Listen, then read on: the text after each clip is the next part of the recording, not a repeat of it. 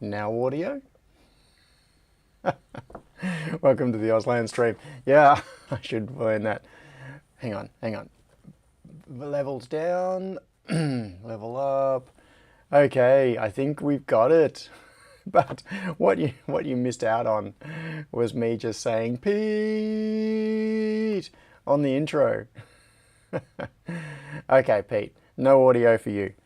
No audio for Pete. Good morning to Braze. The TTS is waking up from its week-long slumber where it has been resting. Oh, hang on. Before I start doing that, I acknowledge the traditional owners of this land, the Whadjuk Noongar peoples. I pay my respects to their elders, past and present, and to Aboriginal elders and peoples from other communities who may be taking part in this live stream today. No audio for you? Yeah.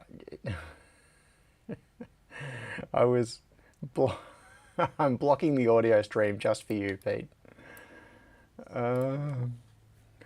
So, say good morning. Let's see if it works. Chat. Here it comes. Amanda Thompson said, "Good morning." Good morning, Amanda. All right, so good morning to Braze. Do I say good morning to Pete? Nah, I'll skip Pete. Amanda, SK Photo Guy, Stephen W, Crispian, Austin's Creations. Sion is here. Simon, Scott, Gerald42, Sharky, Some Call It Fun, Gavin Jackson, Russell Rainey, David Howes, Alan Madsen, Imi, Stephen George, Mark Laguda. So we have a quorum. We have a quorum, which means we can proceed. We can proceed to a vote. A vote on what? I don't know. Okay. I put up the YouTube didn't start properly, says Austin. Oh, okay. Austin! I don't know what you mean about YouTube didn't start properly. Did it not start the stream?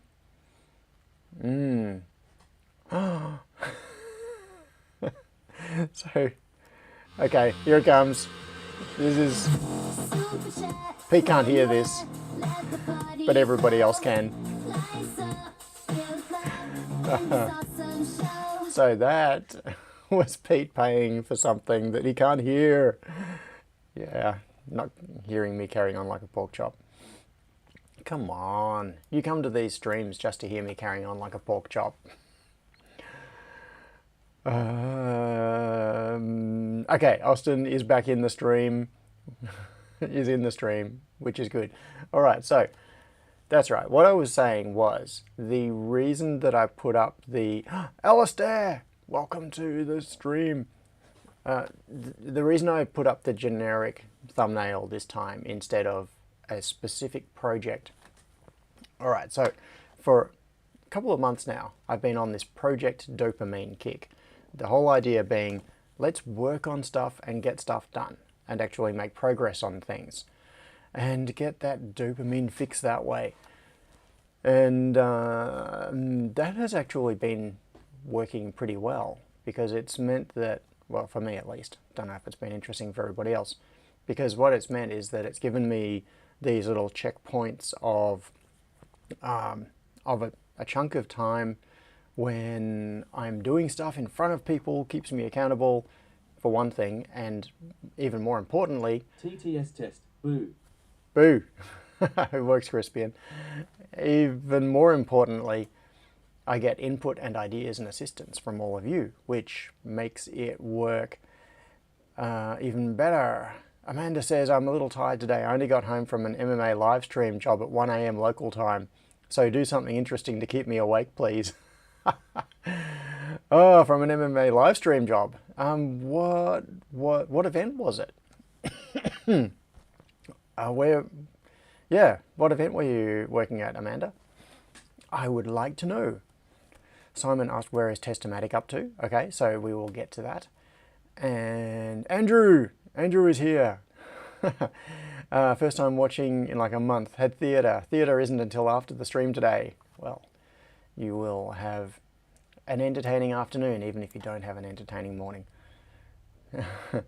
Oh yeah, Alistair says, forcing myself to get stuff done was one reason we started MHV. So for those of you who don't know, MHV is Make Hack Void, which is the, I don't know if it's the only hackerspace in Canberra, but it's the one I know of in Canberra. Anyway, there may be multiple hackerspaces in Canberra by now. Oh, Amanda says, local event at Wyong Leagues Club. Okay. Anybody fighting that I would know? Wyong Leagues Club. Supremacy. So it was Supremacy Fight Series. Yeah. Anyway, I will try not to get too distracted by an MMA subplot in the major storyline. Did striking training yesterday, which was great. It was a really interesting session because my regular coach Tony is away for a couple of weeks, and we had our stand-in coach Shane, and they have very different approaches to things, and it's really interesting being trained by different people who are. There is a car or something sitting right outside the front. I can hear it sitting there idling in a noisy way. Squirrel alert, says Crispian. Anyway, I won't go into that too much, but Tony's approach is very technical. Shane's approach is very brutal. It's much more pushing forward, aggressive. And so yesterday we were doing a session on defense, dealing with that sort of approach, which was really good. Anyway, which was actually quite interesting because we didn't put gloves on the entire session. We were sparring like bare hand, so bare fist, which was, but slowly, and the idea was if you get hit, it's going to hurt. It's going to hurt you as well because you don't have gloves on. But we were doing everything in like at a low speed mode so that our brains would have time to process it and we could train the right reactions and those sorts of things. So, what am I doing? Rearranging things. So the reason that I haven't put on, let's do this, just so that my face is not so big and you get to look at something pretty instead. The reason I didn't put on a specific topic for today is I didn't know which one to pick. That doesn't mean we can't pick one. It just means I didn't know before the stream what it would be. So, okay. Oh, hello to Andrew Gordon, who is here as well. And Matt W. Welcome. Timeout waiting for Syscomp and DBGAC. Is the flash in the MCU cooked? OT. My Proxmark 3 Easy has bricked itself and trying to flash the recovery firmware via JTAG gives. Timeout waiting for Syscomp and DBGAC. Error writing to flash at address hex 001 etc. at offset 0. Is the flash in the MCU cooked? Maybe. I've never actually seen flash in MCU die. I have tried to kill flash. Actually, John Boxall, I think it was, did this years and years ago with an AVR. He tried to kill the flash by exceeding the number of write cycles. So he just wrote a little sketch that wrote to flash and then read it back to verify it, and then it flipped all the bits and then wrote it again and then read it back, and it just kept doing that. So it kept bit flipping on the same bit of flash, and it did it. I think the spec on AVR flash, which is old technology these days, it's a very large process, is 100,000 write cycles. And that's what the spec says that it'll do, at least. So it's probably way more than that. That's just what they qualify it for. And I think he did end up doing it. I think he ended up running it for like several months. This code was just reading and writing to the flash over and over again. And after some period of time, he started getting bit errors coming back. But it took a long time. But, Alistair, in terms of your question, I have no idea. Proxmark 3 Easy, I don't even know what that is. I mean, a Proxmark is like a network device, I think. Proxmark 3 Easy. Let's have a look. Oh no, it's a prox card reader. Ah. Alright, this thing. Proxmark 3 Easy. What does it have in it? It's an RFID security tool. Yeah, okay. Oh, Austin's got one as well. Yeah, I should have got it from the name prox, as in proximity. What has it got? Oh, it's a 1891 SAM in it. 256K of SPI flash. Is that an external storage flash? Stephen W. says, counterintuitively, older, larger flash is more resilient than newer, smaller nodes. Yeah.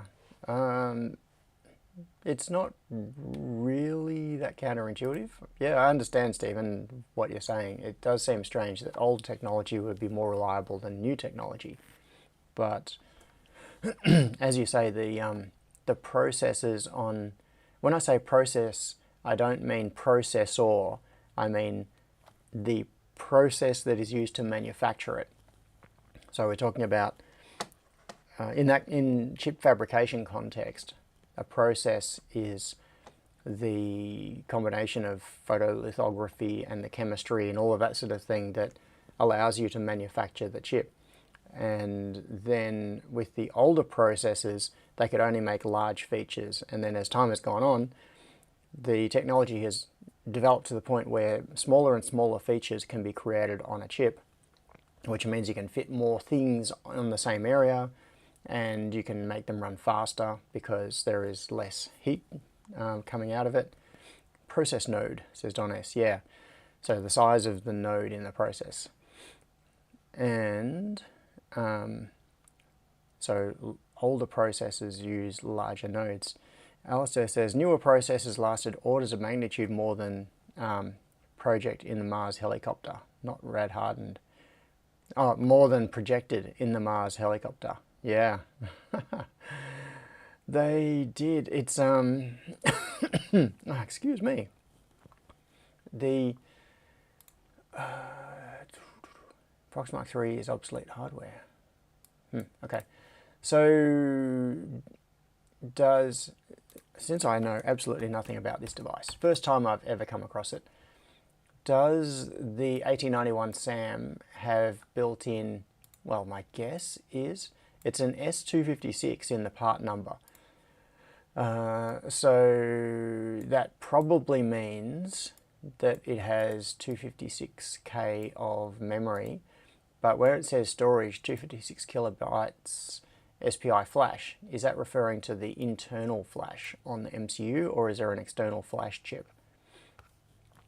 Is there a photo of the other side of the board? No, we can't really see anything. That's it. I'm pretty sure it's the built-in flash, says Alistair. Yeah. So it'll be using SPI mode, but it's internal on die. So the flash itself is physically inside the same package as the microcontroller, but it's being addressed using SPI internally. Yeah, so the S256 will be referring to the 256K of SPI flash.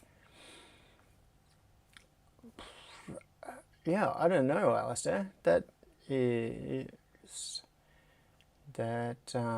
interesting that you're getting that error coming back. I assume that you've only got one board, which means you can't validate the rest of the process It's a double stack board. I can't see an external SPI flash chip. I think I'll just order a replacement chip and swap it out. Yeah, that seems sensible. Yeah, you can't... yeah, if you've only got one of these readers, then you can't validate that your programmer is working or any of the rest of it. You can only work on the... if you've got one of everything, yeah. Anyway, I don't know, Alistair, is the answer, because I've never seen this before. I've never touched one, and I don't think I've ever worked with an 1891 SAM chip either. So I'm curious to know, what does it use for programming? Let's have a look at this chip. Is it like a UPDI style programmer, or SAM7? No, it won't be. It'll be like a... don't know. Anyway, unless someone in the chat, perhaps Austin, oh, it's JTAG, maybe SWD2 being at Mel Ice, baby. Yeah. Okay.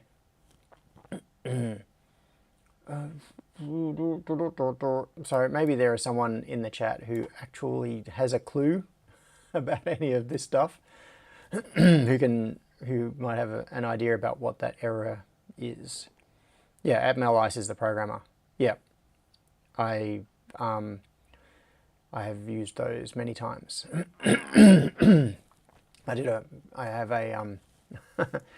I actually have a project that I did for a client called an ice blender. So this is something I've never mentioned on stream before. This is a commercial project for a client, so I can't show you, unfortunately. But basically, this board, so this particular client has boards that have 3 microcontrollers on the same board. Sorry, I'm just looking at the car out the front on the CCTV.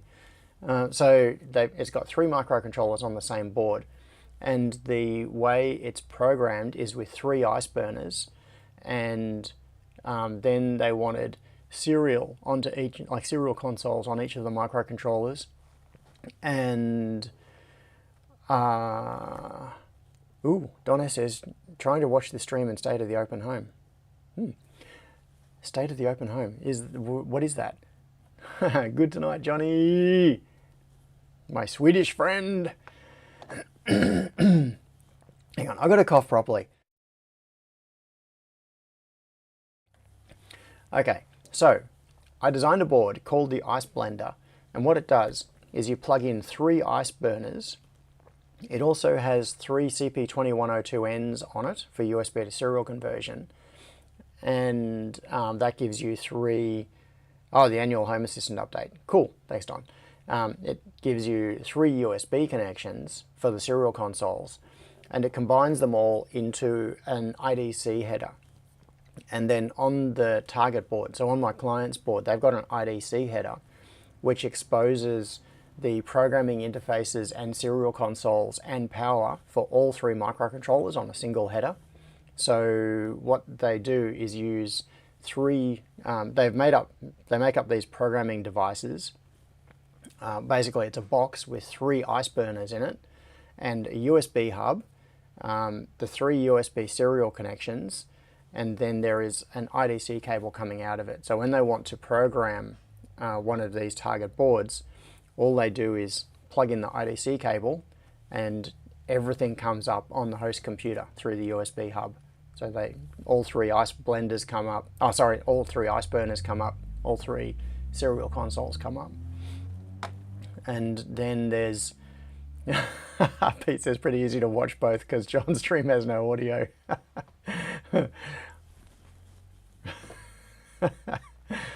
Yeah, just flapping my lips, Pete. And it makes it super convenient for programming. So they can have 1 USB connection they plug into the host computer, 1 IDC cable they plug into the target board, and then there is software that was not written by me. It was written by a software guy who is also working on that project, which is a Windows-based GUI. Creations said, funnily enough, Sumner Boy managed to submit an MQTT update for Home Assistant because of behavior noticed with the OXRS integration. Nice. Good work, Sumner Boy. That's really cool. One stream in each year with an audio switch in the middle. Nice. Yeah, so, talking about Home Assistant reminds me, I do have some things to show you. I will go and grab those in a minute. In fact, I'm going to go and get them while I'm talking. So, yes, I am familiar with what an ice burner is. I have kind of seen those before. I have these. Home Assistant Voice Preview Edition. It arrived. And I also received this, the SP32 S Box 3? Yes, Box 3. This thing is really quite interesting. I haven't powered either of these up yet because my plan is to do this on a stream.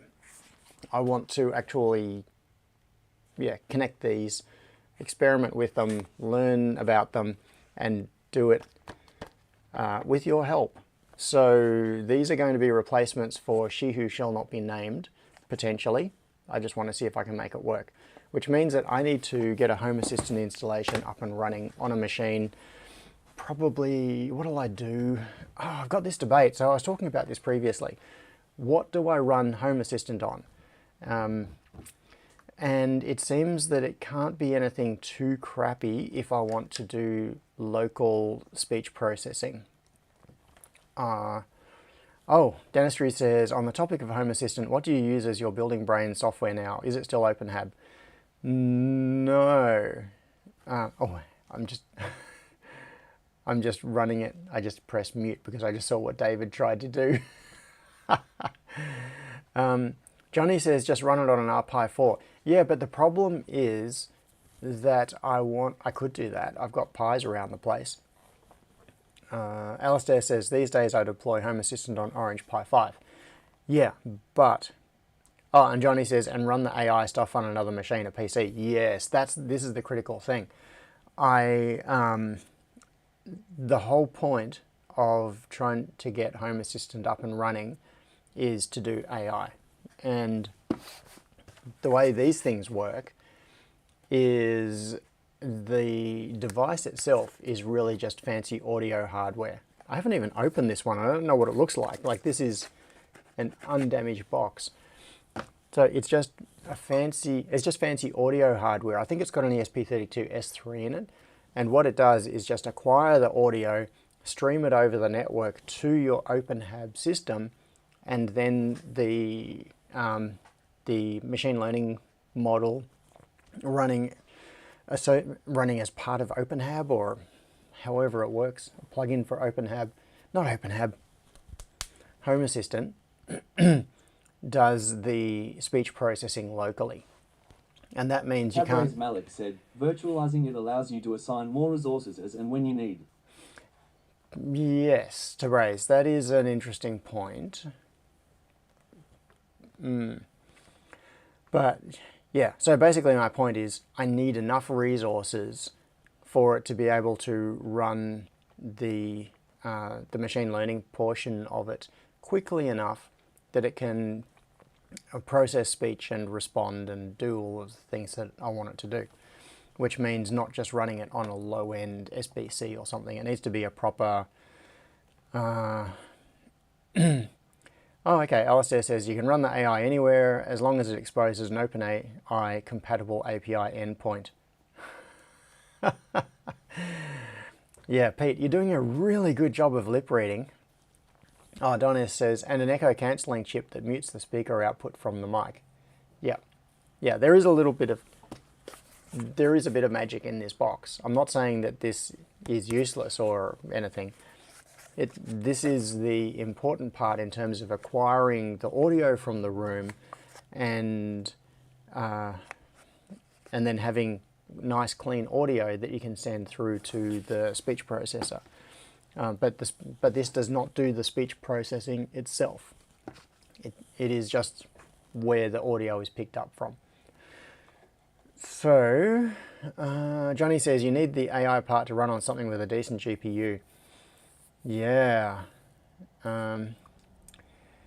Yes, Scott is on the right track. Here it We can comes. insult Pete all we want through TTS tonight. Yes, go for it. Insult Pete. Yeah, okay, Johnny. Yes. And here it comes. Johnny Bergdahl said, Pete sucks. Yeah. So many things came into my head as add-ons. But no, I'm going to keep this, try to keep this family friendly. Wagonload says, I have a nook. I never actually answered the question. Where was it? Back earlier. Dentistry, was it dentistries asked? I've got to scroll way back. Yes, dentistry said, on the topic of Home Assistant, what do you use as your building brain software now? Is it still OpenHab? No, I haven't actually run OpenHab for many years. Certainly not since moving to this location. So everything is Node-RED, essentially. The logic is crazy big Node-RED flows, and with everything talking through MQTT. Pete says, I can't hear it, but I can read.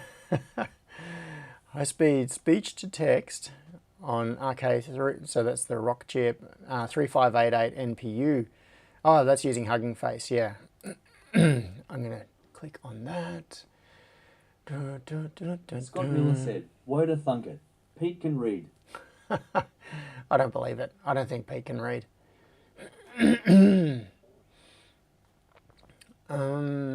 Sense Voice Small. Audio foundation model with audio understanding capabilities, including an automatic speech recognition, language ID, speech emotion recognition, and acoustic event classification and acoustic event detection. Yeah, okay. Cool. So, Tabrez Malik said, I wonder if the Google Coral TPU I have for Frigate NVR has spare capacity for AI speech processing. Maybe. Yeah, well, it's not really a matter of whether it's spare capacity, it's whether it is compatible. Whether the engine that you're running can take advantage of that hardware. Okay, and then talk it to when working. Yeah, okay. I'm going to leave that tab open as a reminder to myself. Thanks, Alistair. NVIDIA Orin. Dentistries. I only asked because I've been using my own piece of software for years, but I've decided to finally move over to a proper system. I'm just deciding between Home Assistant and Node-RED. Yeah, I will give my very uninformed opinion here. Home Assistant will give you a more polished end result. Better UI, far more built-in integrations, support for pretty much everything out of the box. Buy a device, plug it in, discover it. It'll come up in the Node-RED interface in the UI. No, sorry, not Node-RED, the Home Assistant interface. So if you are wanting to build everything yourself, Node-RED is cool, but it really is a toolkit. It's quite limited. You end up having to write a lot of code. You're relying on things supporting MQTT in a way that you can interact with them. So it's kind of more crude. And of course, the sweet spot is using both, because there's no reason you can't use both. And yeah, so exactly. Austin said, I use Home Assistant for front-end and mobile phone support. Node-RED runs my automations and communication between things. Yeah, that's right. So I think that the two are not directly comparable. It's not as if you can use one as a direct replacement for the other, but the Venn diagram is not a 100% match. They kind of overlap. Node-RED is like a low-level toolkit that lets you define logic and flows and things. Home Assistant is a polished user interface with device integrations. So by using those two things combined, and they can talk to each other, you get the best of both worlds. So in my head, that is kind of where I'm going. At the moment, I am using 100% Node-RED here at the lab. Everything is controlled through Node-RED. But by adding Home Assistant, what I'm hoping is that I will end up with a much nicer UI, and I'll get things like the options to integrate speech devices and other things that come along. And then I can use Node-RED if I want to define logic and flows and those sorts of things. Austin says, currently running add-on, but once the server is running, I'll have both. I want both for more testing and redundancy. We're doing updates and tests.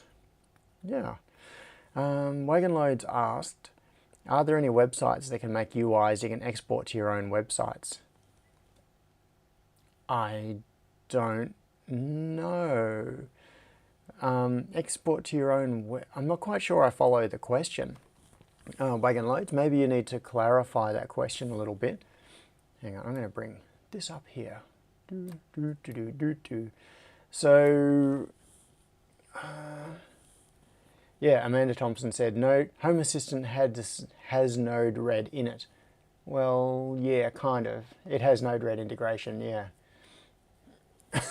And that is a very common scenario. It's a very common model, is people running both because they have different strengths.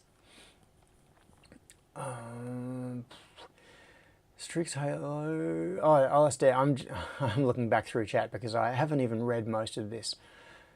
Access all of its devices. Yeah, so Johnny says, and if you run Home Assistant, you can access all of its devices from inside of Node-RED. Yeah, so if you've got devices that have Home Assistant integration, then it can expose all of that to Node-RED through its integration, which means you can then use Node-RED's logic on all of those devices, which is very cool. And yeah, that's right. That's, as I was saying, that is a very, very common scenario, is you just run both. Yeah, that's my plan. Alistair said, Strix Halo looks interesting. Currently uses a 64 core EPIC 512 gig DDR4 and 8K 3090s. Strix Halo would give 128 gigabytes per node with onboard NPU support by Alarma, etc. Okay, so Strix Halo. Something else I am not familiar with. First Strix 4 days ago. Alright, let's see what Reddit has to say. AMD Ryzen AI Max. Where site requirements on RAM. Yeah, okay. Let's see what is going on. Yeah, I'm just chasing squirrels today, so far. Mini PC based on the Strix Halo. Alright, so when you say it looks interesting, it looks interesting in a hypothetical way because we can't yet buy it. Yeah. 15,000 RMB, $2,000, yep. Okay. So that could be a very powerful system for running ML. Yeah. Thanks, Alistair. At least someone is paying attention to the current trends, because it's not me. SK Photo Guy said, am I one of the odd ones out? My first install of HA, I started playing with Node-RED, but after reinstalling at one point, I haven't touched it at all. All my automations are purely within HA. Yeah, well, that's fine. Home Assistant can do automations as well. It's just from what I've heard of people who use Home Assistant long term, if they want to start doing complicated things, the rules system within Home Assistant can become a little bit of a limitation. Whereas that is where Node-RED is super powerful, because you can just write code. You can make it do whatever you like. Gets data from my own JSON. Oh, Wagonload says, if I want an analog meter on my site that gets data from my own JSON. Okay, so what you're talking about is something like a web-based toolkit, like a GUI toolkit that shows data. Okay, there are a couple of ways you can do that. I'm sure there are many toolkits that do this.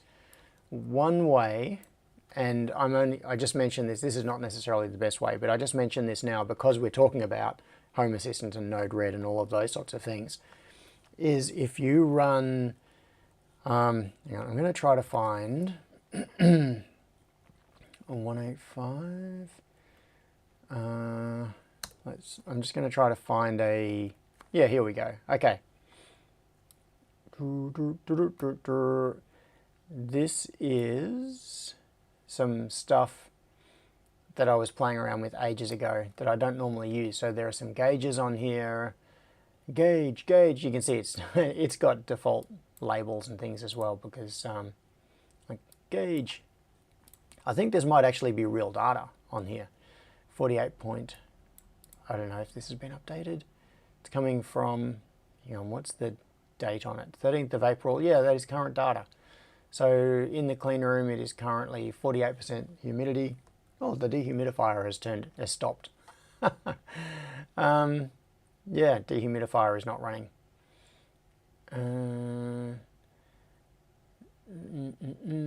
Temperature is pretty consistent in there, 22 degrees. It's only varied by like 1 degree over the last 24 hours. So this is Node-RED dashboard. Is it dashboard 2? I think this is dashboard 2. There are a couple of dashboard plugins for Node-RED, and if you've got data coming in JSON format, of course, Node-RED will just eat that right up, and it will love it and say, please give me more. So this is reading, in fact, I think this is Johnny, thank you. Johnny says, I have 53 ESP home devices. I think I need to seek professional psychiatric help. Yeah, maybe you do. So so this is one way of putting a gauge on a page. But the thing is that what we're looking at here is a page. You can see this is coming off. So this IP address is an internal IP. This is coming off my NAS. So I've got a Node-RED installation running on the NAS in Docker with the Dashboard 2 plugin. And then I just created a dashboard. So this is page 1 of the dashboard. What else? Do I have other page? Oh, okay, did that, but I'm not going to go to that. So then you can just add widgets. And what you can do is if the data, like your JSON data, is being published to MQTT, you just use the MQTT plugin to consume the data. You extract the part of the JSON that you want, which is trivial, and then you send it to a user interface widget, like a gauge or a chart or whatever, and then you configure the widget and you can give it all sorts of different styles and labels and sizes and colors and thresholds and stuff like that. So that's oh yeah, SK Photo Guy, I showed my internal IP. No, now that everybody's got that IP, it's going to get absolutely hammered by port scanners, isn't it? Yeah. Okay, if you're out there and you want to hack into my system, do a port scan look, you can see my subnet now is 192.168.1. It's a class C, so .0. And do a port scan on that subnet, 192.168.1.0/24. And then all of the services that you find on that subnet, hack into them and bring them down. And then report back the results. If you can get online after doing that to yourself. Launch, yeah, Alistair launches the script kiddie attacks on 127.0.0.1. Wagonlay says, I want to put all of the widgets on my own site. Okay, so on your own site.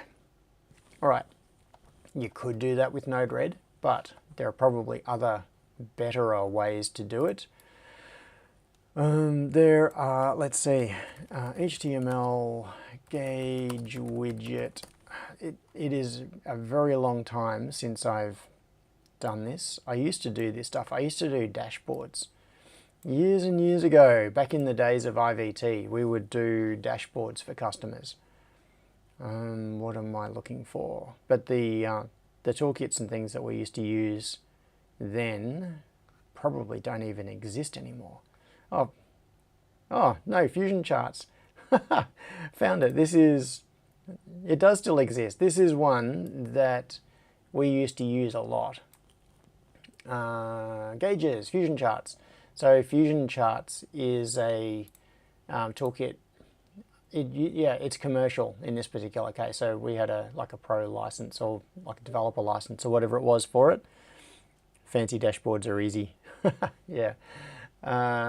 Rating meter, speedometer, quarter gauge, gauge with trend. What looks really cool though is when, like, these are very modern looking gauges. What I kind of like is when you go for the steampunk look and have gauges on it that are yeah, so here we've got data source. In this particular case, the data source is, was this using Angular? Oh, Angular gauge. So lower limit, upper limit, what have we got? Where is the data coming from? It'll be reading it from somewhere. Render. Oh yeah, so it's got examples of different things. Angular, JavaScript.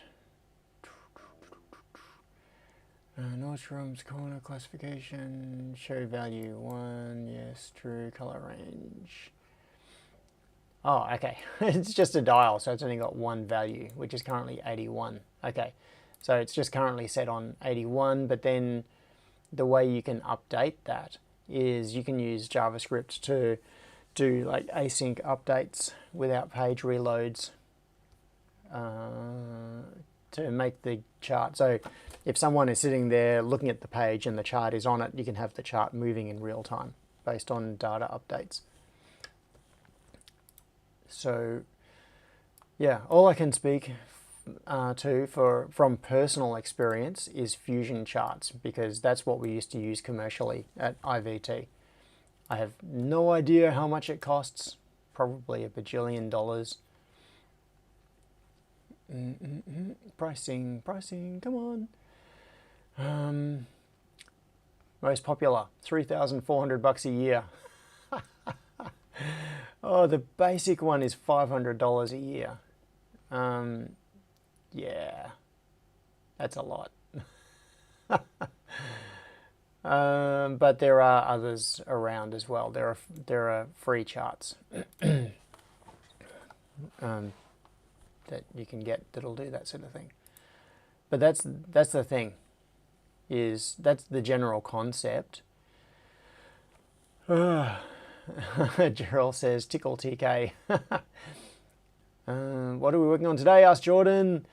Okay, so Wagonlight says, I want to make a 3D battery widget on my site that shows battery level from my JSON using two 3D images, one empty and one Tabraiz full. Malik said, does Grafana do dashboards with gauges? Yes. So that was going to be one of my other things to mention. Tabraiz, that is a very good suggestion. So Grafana is, hang on, I'm going to bring this up as well. So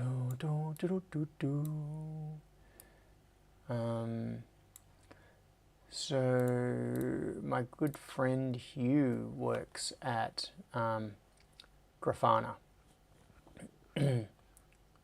And yeah, Grafana Showcase. Oh, it's a video. I won't play the video. But you can see on there they've got gauges and charts. Oh, I'm getting messages from Tinker. Fancy dashboards are easy. Should I open Discord and grab that? Yes, I'm going to open Discord. Hopefully it opens down on this monitor and not on that monitor. It is. Good. All right. Tinker, what is Tinker showing? Ah, okay. Tinker, is it okay if I show these dashboards? I assume that's why you sent it to me, was so that I could show it on the stream. But I just want to verify. Feel free to use the screenshots as examples. Yes.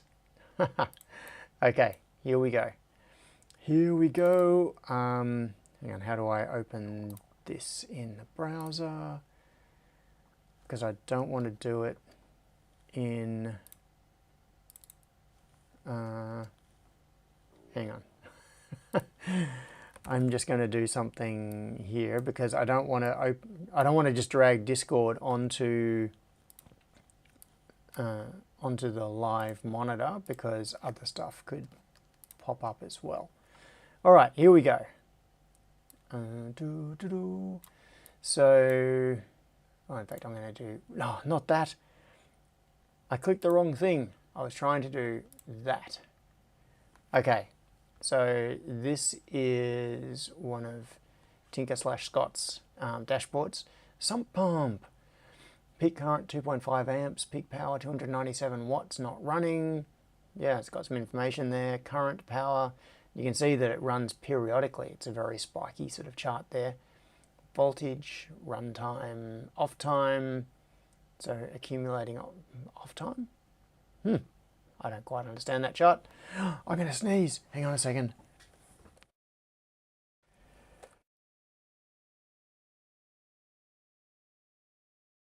Oh, glad I got mute on for that one. Okay, so this is charts and more charts and telemetry. And this is the other one. So more charts, current condition, sensor status, other sensors, receiver okay, database okay, server okay. Cool. Nice work on this. Dad stuff, it says. Dad stuff. Has this just revealed something? I hope this is authenticated. This is all, yeah, this is Node-RED stuff. Node-RED dashboard. Are you using the Dashboard 2 plugin? The URL on that makes it look like it might be a Dashboard 1 plugin. Off and on time. Alistair said, isn't Angus at Grafana too? No. He may have done some contracting. Most recently, Angus has been working with me on the on a truck project, a truck automation project. So yes, Dashboard 1. Have yet to decide if I like Dashboard 2, says Scott. Yeah, when Dashboard 2 came out, it only implemented a subset of the features in Dashboard 1. Stephen says Angus went full circle. Yeah, yeah. He was in Canberra, working on the linear accelerator there, and then came to Melbourne to and worked at Freetronics with me, and then did some contracting work and went off and worked at Espressif, and then left Espressif and has been doing contract work, and just in the last couple of weeks he's been working with me again, which is so cool.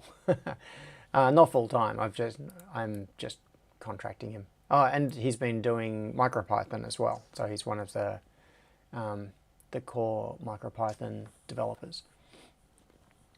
So Grafana, yes, Grafana. Where I had it. Oh, that's right. It was in this tab. So Grafana. If you are wanting to log data and then report it, Grafana is also a pretty awesome way to do it. Yeah, it's an interesting. Yeah, it is very interesting because Grafana is open source, commercial, and there is a decent size company behind it which does lots of commercial stuff. So from what I've seen, Grafana seems to have cracked the commercial open source model. They've got it sorted. It's a very capable company with good resources that provides commercial services to people who want to use their software stack, but their software stack is also available for people who want to implement it themselves, and they sit in that neat spot in the middle, and it seems to be working very well. So if you don't want to pay them for their services, you can install Grafana yourself. Grafana, and they've got a whole lot of associated things as well. So Grafana is like their flagship product, which is the data visualization stuff, and then they've got other things like Prometheus, which is used for acquiring data from multiple sources, and it works with different database systems. So you can I think I need a drink. Hang on. Muting for a second.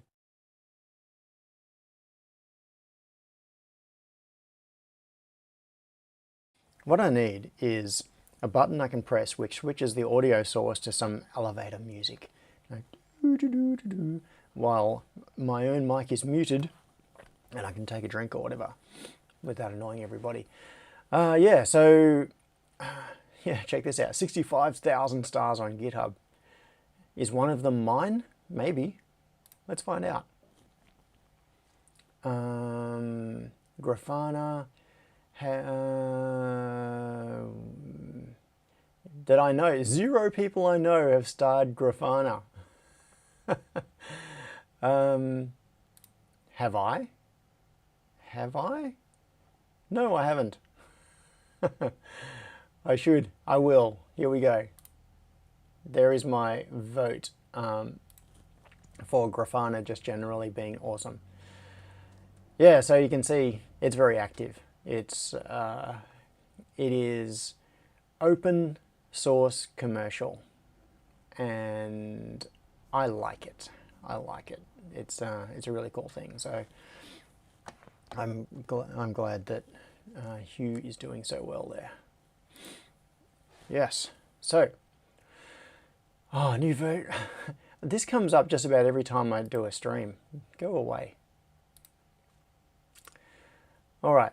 So that is so Node-RED dashboard allows you to do this sort of funky thing if Node-RED is your solution of choice. Grafana allows you to do this sort of funky thing if you want like a more dedicated. So Node-RED dashboard basically is just little widgets that you can set up on a GUI, like a web-based GUI. But Grafana is like that times a billion. It's the full-on pro version of a visualization platform. So if you want to do data visualization, Grafana is the bomb, but it's a dedicated thing. It's not just on with Dashboard. It's a plug-in for the Node-RED platform. It's like a little thing off the side. What? Who is this one? Where's that coming from? Amanda! Thank you for the coffee, Amanda.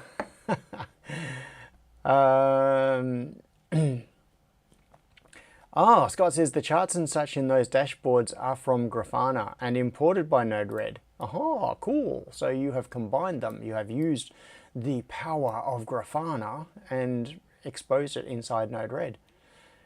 Right. That's pretty cool. Nice one.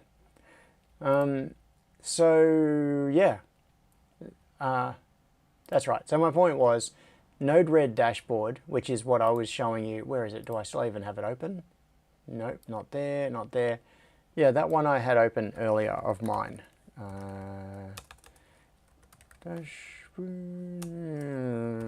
Where page? This one. So these are Node-RED dashboard widgets. So this is the like the basic kindergarten sort of level way to do it. This is the proper way to do it with a dedicated platform that is designed to do visualization, like data visualization. So yeah, with full commercial backing and all of that sort of thing. So that's the cool way to do it. Oh, thanks again, Amanda. You really didn't need to do that, but I appreciate it. So, Tabriz was talking about Grafana. Okay, I need to learn async update code. Yeah, wagon loads. Doing asynchronous updates on web UIs is a very, very powerful building block. So that is a cool thing to learn how to do. Stephen W says on the basic plan they allow up to 1 developer. Does that mean you can have less than a whole developer? Yeah, I'd like 0.7 of a developer, please. Well, I don't know if they, I guess we may prox be running a container. Okay. Oh, a couple more screenshots. What? Where did my Discord go? Oh, okay. Hang on. I just want to do a quick check of this because you said one of them has a mild bad word on it. I can't see where it is. Signals. Ping SNR. Anyway. That one. Signal downstream. I can't see.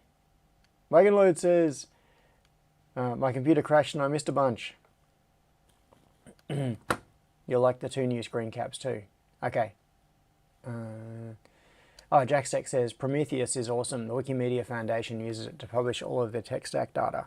Yeah, so right now, do I have it running anywhere? I have used Prometheus in the past for data acquisition. Back when I was living in the superhouse, I was running Grafana and Prometheus there. So yeah, and MongoDB. So Prometheus to acquire the data, sticks it into MongoDB, and Grafana does the visualization. Stephen W says, I have a box running Prometheus. It is a resource hog. Tassie Bob. What do you mean one has a... I don't know what this bad word is. All right, I'm going to grab these screenshots. So there's that one and that one. All right, back up to here. Wi-Fi connection attempts, Austin scanner, Wi-Fi connect delay, visible APs, SSID, Okay, visible APs, there are 3. Yeah, this is cool. And what's this one doing? Ping the verse, upstream signal strength, downstream signal strength, downstream signal to noise ratio, time span. Yeah, cool. So lots of data. Data is cool. I like data visualizations. Show it and see if anyone can find it, says Scott. The bad word went away while I was screen capping. Yeah, I looked because I wanted to see it before I put it up on screen, and I couldn't find it. So yeah, it went away while you were screen capping. Oh, was it one of the SSIDs? Austin Scanner project sounds familiar. Yeah, one of the APs has an inappropriate name. Okay. Yeah, so it was part of the dynamic content, not one of the labels or anything that you've put in it. So Amanda, have you got a coffee yet? You said you need a coffee after working till 1 a.m. or whatever it was. So go get yourself a coffee. Yeah, this is such a random stream. Now, but the list changes every time it runs a scan. Yeah.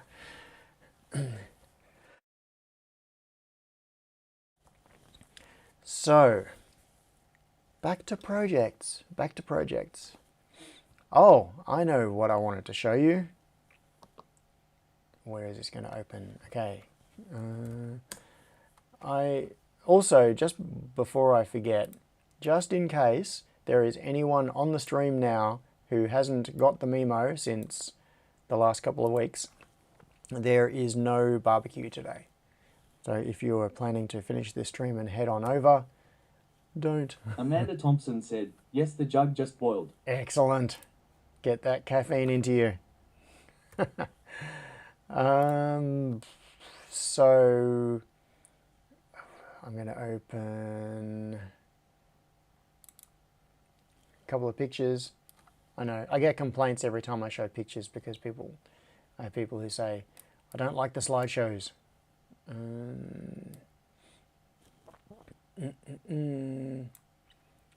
Okay, so you can't really even tell anything much from this picture. This is sheets of plasterboard lying on trolleys.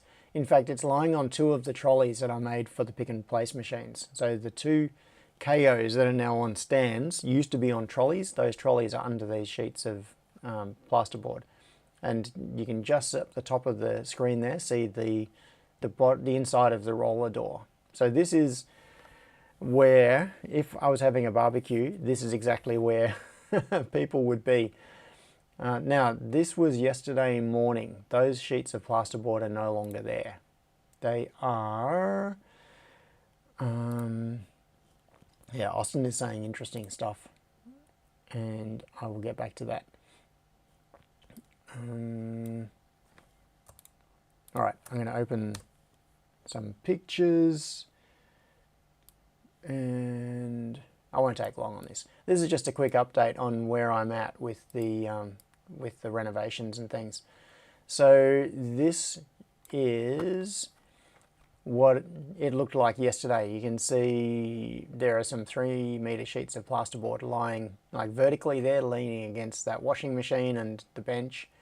So all of this junk is filling the mechanical area space behind the roller door inside the front of the factory. So that's what it looked like yesterday morning. By yesterday afternoon, oh yeah, and then you can see here a more of an overall view. Stuff everywhere. Oh, you can see, you might be able to see there's a pink line down here. That's actually a string line that I've stretched out. That's a reference line, which is an orientation marker for putting down carpet tiles. And you can see some loose carpet tiles lying around here. Those are all going to be glued down on the floor in this area. And that was me figuring out the alignment of the tiles to make sure they were exactly parallel with the light strips and walls and everything else. I was transferring reference marks to the floor. yeah, and there's a view from standing halfway up the stairs looking down. The area just to the left here, where the rubbish bin is, and you can see the end of these shelves. These won't be here. These shelves are actually going to be over in this area here, in this alcove running along this wall on the right. This black door that you see on the right, that is the door into the cleanish room. That's the big double doors into the cleanish room for bringing large equipment in and out. So this is going to be my gym on the left of this wall. On the right on the far side of that wall, that's going to be the mechanical workshop area. And then by last night, it was looking like this, much more organized. So the plasterboard sheets were gone because I built another wall upstairs yesterday, and I used the plasterboard on that. Moved a whole lot of stuff up. I put the server rack, so this is an old server rack here. Anybody want to buy a server rack? A 45 unit server rack, it's huge, 1 meter deep. So it's like one of the largest server racks that you can possibly buy. Unless you go for like a 23 inch or whatever it is. So that is on a trolley. Stuff is moved to the front, but I've got the back area mostly clear now. I've got to organize this bench today. I've got to put shelving on this wall. I'm going to do that this afternoon and get stuff up out of the way. And then this floor will end up being almost, yeah, well, it's going to end up totally clear so that I can then run, I can then put all the carpet tiles down in there. So I'm basically about a day away from putting down the carpet in this workshop area. And that's the view from the other side. You can see the strap hanging down from my hoist. I've got an electric hoist attached to the one of the big beams up on the roof of the factory. So what I can do is attach stuff down here and use the electric hoist to lift it up to the mezzanine level. So that's how I get large heavy things up onto the mezzanine. Yeah, anyway, that's enough of my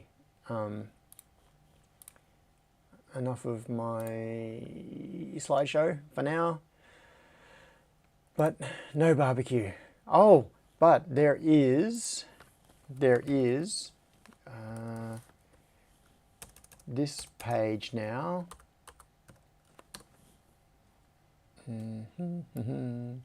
Which Stephen very kindly posted in the barbecue channel on Discord.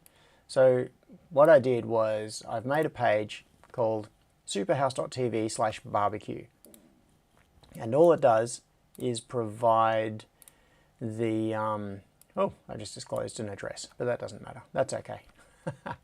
So it provides the dates, because now that it's gone to every second month, as of now it is every second month, second Sunday of every second month.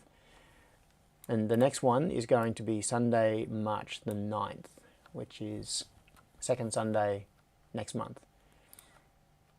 Hang on, no. Next one is going to be May.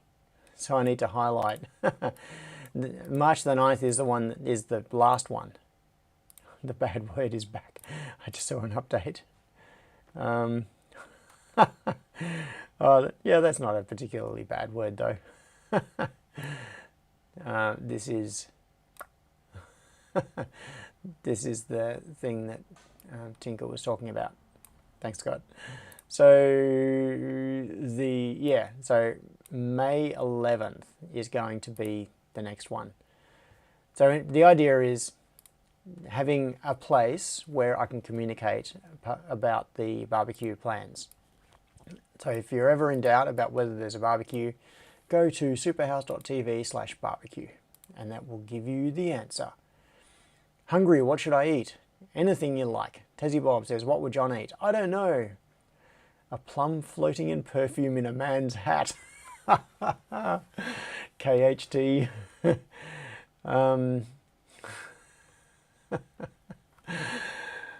Oh. Yeah.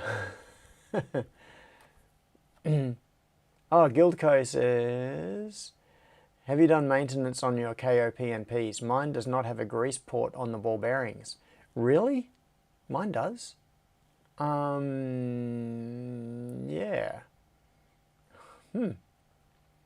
On the, yeah, so I assume you're talking about the linear rails. There's a, on mine there's, it's hard to describe, but there's like a little grease port that comes out at a strange angle. It screws into the side of the carriage and comes out on a 45-degree bend as a, where, yeah. Austin said, that's right, so Austin says, also had the thought to build one with servos and directional antennas so you can build a 3D map. Yeah, ball screws. Oh, right, yep. On the ball screws. Yes. On the ball screws. I can't remember. I've got a... Yeah, I'm thinking about the service manual on the KO. It's got a section on what you're supposed to do for regular servicing, including lubrication. Nobody wants to buy a server rack, says David C. Yep, that's right. Oh, okay. David C says, need a page there. Superhouse.tv/is the barbecue on today, and all it returns is a giant yes or a giant no. That is funny. I could do that. That would be trivial. A bit of server-side coding, and I could make a page that just says yes or no. Oh, Espero Kelly said, did you take your background picture? It's really peaceful. Yes, I did. That background picture, yeah, that was just a photo with my phone. That photo is up on the top of Mount Dandenong, right on the peak of the ridge. In fact, you can see the see how it curves down to the right. That is the curve down Pete over said, the back. your face is trivial. Yeah, my face is trivial, Pete. Bet you love it. So that is the curve down over the back side of Mount Dandenong. Like if you're heading towards Sylvan Dam, it's over there towards the right. On the left, you can just see it starts to curve down this way. If you went left here and you just walked straight down the side of the hill, you would end up somewhere in the back of Montrose. So this is like right on the top of the ridge of Mount Dandenong, and it is just out the back door of my mum's place. So if you walk down this path, like if you continue walking on this path, you'll end up at the back door of my childhood home.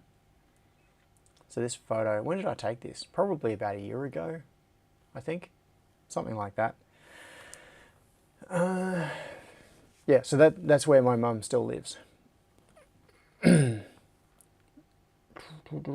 So I used to run from there up to Mount Dandenong, up to Sky High. So for those of you... said, I needed a 42U rack about 6 months ago, but ended up getting mine through Facebook from a guy who decommissions IT infrastructure. It was local to Manchester, UK, so easy to pick up for 100 British... Okay, good. Good that you got a nice local deal. Add an Am I a Coffee Pot page. The antennas to the left. Oh, Jack's Tech is asking the antennas to the left. So that would be the antennas, if you're talking about the TV antennas, that if you were standing exactly where I took this photo, the antennas would be behind your back. This is looking north along the ridge. And from here, the antennas are to the south along the ridge. Yeah, so what I used to do many mornings each week was run from home, which is my mum's place now, which is down this track. If you follow this track down, you go down that ridge a bit further. So another few hundred meters down this track, you end up at the back door. And I would run from there up here along the ridge and then up the hill to Sky High, which is the lookout over the where you can look out across Melbourne. It's elevated. It's at like 500 and something meters elevation. So that was my morning run, was running up to Sky High and back. So Crispian says, must be about where the fire stopped when we were there together years back. Yeah, there is some, you can see some charring on trees here. Some of this area has been burned. The fire, where it stopped was, if you follow this track down and probably about 300 or 400 meters further down this track, it was burned.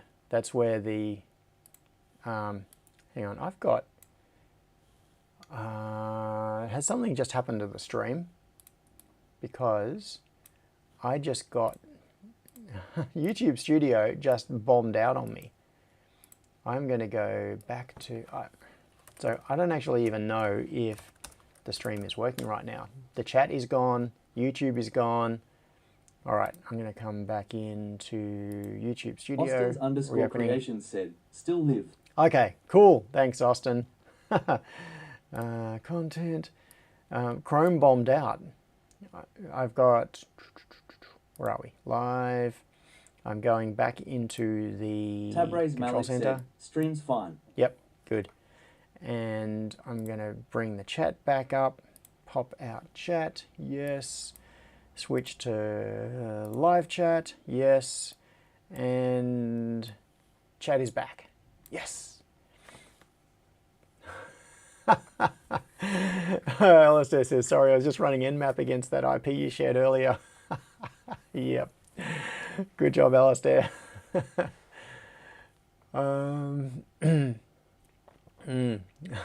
Scott says Chrome plus YouTube equals all the resources. Yeah. Trip from the small island to the big island and back.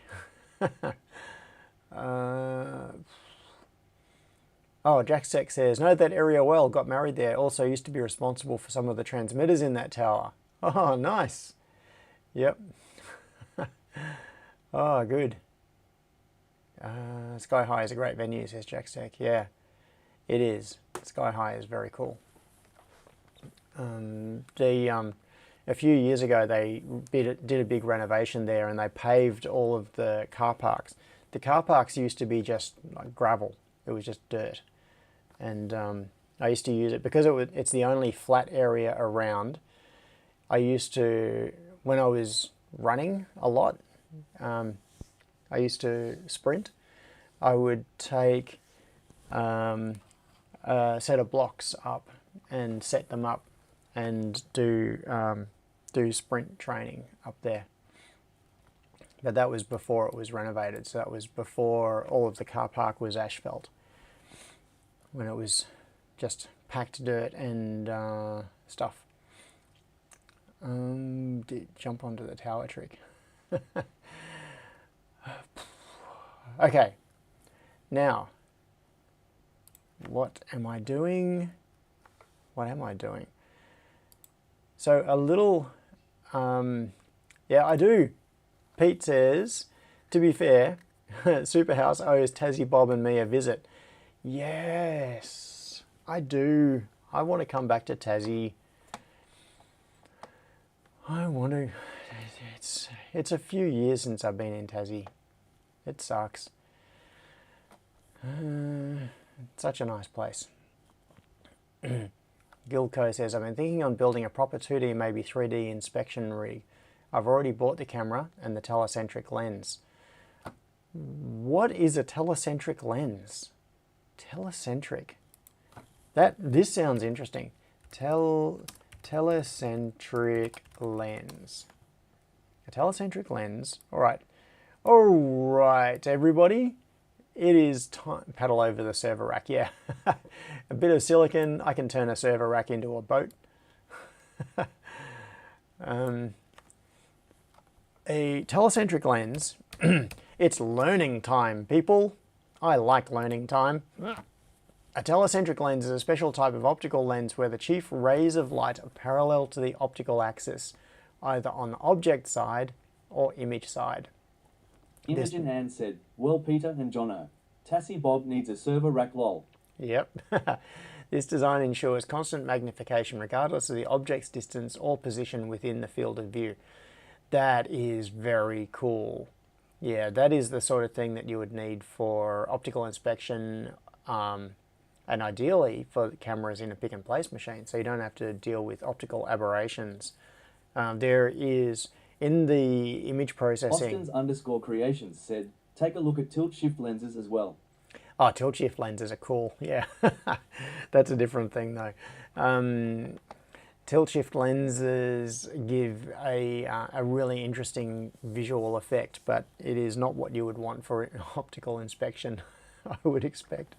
So in OpenPNP, where it does its processing of the camera feed for alignment correction and things, there is parallax correction and aberration, basically lens distortion correction in the optical pipeline, in the vision pipeline. So it uses OpenCV processing, and you can define a whole series of filters in the pipeline. And part of the part of the calibration routine in OpenPNP is you print an alignment grid, which is basically a series of dots on like 10mm spacing. So it's just a whole grid of dots. And you put that in a position at the correct focal distance from the camera, and then you run a calibration routine and you can do correction for scaling in X, Y, and a bit of lens distortion stuff. So it basically uses software to overcome the problems of non-linearity in the image, because you don't have infinite depth of field. I mean, the ideal thing here, what this is doing, what the telecentric lens is trying to achieve, is fake infinite depth of field. No, not depth of field, that's different. Sorry, I'm using the wrong terminology here. Not depth of field, it is infinite distance, like zero parallax. So it's removing the parallax error. Yes. So there is no perspective shift. Okay, so I did not know that telecentric lenses were a thing. That is interesting. Of course they're a thing. Outside the box is lol weird. Wording it can't be parallel on only one side. Yeah. Oh, Jordan says, I used to work for Microview. We made a bunch of optical inspection equipment. Nice. Can I have some? Jordan, have you got any left? Got any spare? Come on. I'm sure under, maybe like in your spare bedroom where you shove all the things. Do you have any optical inspection equipment?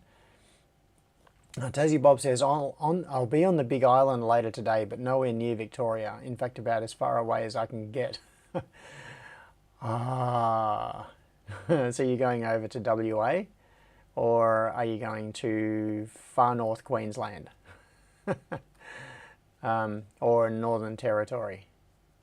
Where are you going to be? Oh, Jordan says, I was only in IT there. Oh, Tassie Bob, Perth, yes. The cost of the lens goes up exponentially with the diameter of the lens. Mine is 60 to 80mm depending on camera used. Normal cost is $900 for it. $900. I don't even know what to say about exchange rates anymore. So the joke used to be, cost is $900 for it, and so we'd of course say, oh yeah, so about $1 million Australian. But maybe things will go the other way. I don't know. It's really weird that the US economy is crashing and burning, and and the Australian dollar still goes down relative to it. Now that's a billion, says Crispian. Yeah. Peter says, Tassie Bob, bring us back some Quokka burgers, please, thanks. Hang on, Quokka burgers? I thought the Quokkas were in Tassie. Why would you bring Quokka burgers back to Tassie? Now it's 2 million AUD. Yeah. Now, give it a few more months. US $900 will be the cost of a single cookie. Yeah.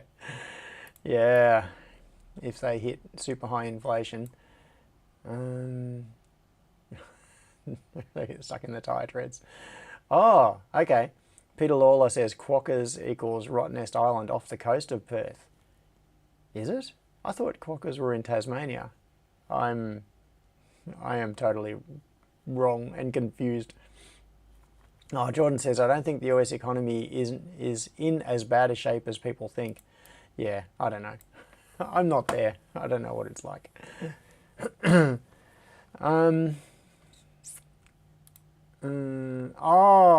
Pete says you're thinking of quolls. Yes, I am thinking of quolls. Yes.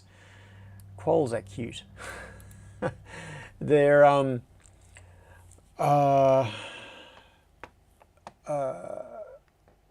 US economy is not crashing at all, says Sion. Yeah. Quokkas equals in places there aren't foxes or dingoes. Yeah, because they're extremely vulnerable and the population gets wiped out. Crikey, there are quolls and quokkas. Yeah, quolls hang around in Tassie and in the dark and run away when you get too close. So, but they're cute.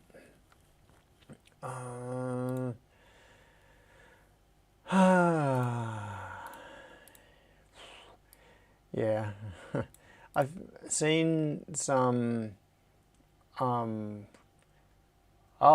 SPI for your machine. By SPI, do you mean optical inspection? Gilco is asking, hi Sion, how are you doing? Did you end up getting an SPI machine for your line yet? An SPI machine. What is an SPI machine? Oh, solder paste inspection. Thanks, Gilco. Yeah, in my head, I was trying to map that to AOI, so automated optical inspection, and I was thinking, how does SPI relate to AOI? But no, it's a subset of AOI. It's squirrel time, yeah. So yes, solder paste inspection is automated optical inspection, except specifically for the solder paste, not for the parts after they've been placed, which is what you would stateful packet inspection for the assembly line. SPI using AOI, yeah. It's an application of automated optical inspection. Speaking of Sion's production line, I haven't actually sent him any money yet, but the deal is done. Squirrel. I am the proud possessor of his former reflow oven. Sion says, was never looking at an extra SPI. I have it as part of my solder paste printer anyway, but I don't use it. That's interesting. So the paste printer has built-in inspection. Okay, so Sion, I'm curious, the reason that you don't use it, is it because the results that come out of the paste printer are consistently good anyway, so you wouldn't get any benefit from using the inspection? Or is it that setting up the inspection is a pain in the patootie and so you don't bother? Like the system itself is just annoying or it doesn't work. So yeah, I'm curious to know. Also, on the subject of solder paste, I've been looking at those solder paste mixing things. I'm gonna bring up AliExpress in a second. Solder paste mixer. These things, I have been looking at these things. they've gone, they seem to have gone up in price in the last little while. So, and they are almost all using the trick of understating the price and overstating the shipping. And not just a little bit, but ridiculously. So, this is, as an example, I just did a search for solder paste mixer. Okay, so this is not me having pre-picked anything. So if I just look at the first ones, this is a machine that you put your little tub of solder paste into it with a counterweight, and it spins and it mixes the paste and warms it up. So yeah, this is something that I am now thinking that I should get, and after seeing this at Sion's and wanting one myself. But look at this, 490 Australian dollars. Let's have a look. 490 bucks. That seems reasonable. $336 of shipping. So 830, well, that's 491 effectively, and that, so it's $837, $836. That's actually not too bad. But so many of these, like this one, 690, what's the shipping on this? Ship to, come on, where's the shipping? At 690, oh, it can't be shipped to your address. Okay, that's why it doesn't have it. This one, 1,155, how much is the shipping? $421. So this one's 1,500 bucks Australian. And they all basically look the same.